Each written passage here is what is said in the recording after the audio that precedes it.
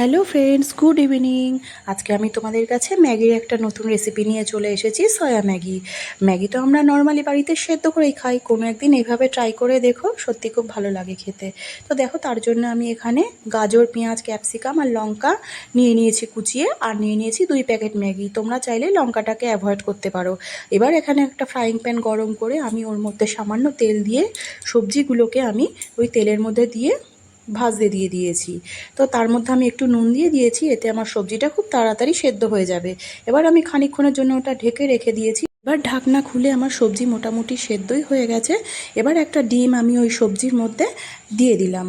সবজির সাথে ডিমটাকে আমি ভালো করে মিক্স করে নিয়েছি। দেখো, সবজি আর ডিম আমার ভালো করে মিক্স করা হয়ে গেছে। এবার আমি ওর মধ্যে ম্যাগিটাকে অ্যাড করে দিয়েছি।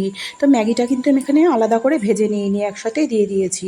তো এবার আমি এখানে পরিমাণ মতো জল দিয়ে দিলাম। যেহেতু আমি 2 প্যাকেট ম্যাগি নিয়েছি, তাই আমি 2 কাপ মতো জল দিয়ে দিলাম। এবার আমি একে একে ওর মধ্যে সামান্য নুন, একটু আদা রসুনের পেস্ট আর একটু সয়া সস আর ম্যাগির মশলা দিয়ে লো ফ্লেমে 2 মিনিটের জন্য ঢেকে দিয়েছি সেদ্ধ হতে। তো দেখো, 2 মিনিট পরে ঢাকনা খুললেই রেডি আমার টেস্টি টেস্টি সয়া ম্যাগি। তো তোমরা কিন্তু অবশ্যই এটা রেসিপিটা একবার বাড়িতে ট্রাই করে দেখো। আমি এখানে টমেটো কেচাপটা ফ্রাই প্যানেই অ্যাড করে দিয়েছিলাম, যেহেতু আমার ছেলে খুব একটা কাঁচা সসের ফ্লেভারটা পছন্দ করে না। তোমরা নামানোর পরেও দিতে পারো। তো বন্ধুরা, রেসিপিটা ভালো লাগলে অবশ্যই একটা লাইক কমেন্ট করে দিও।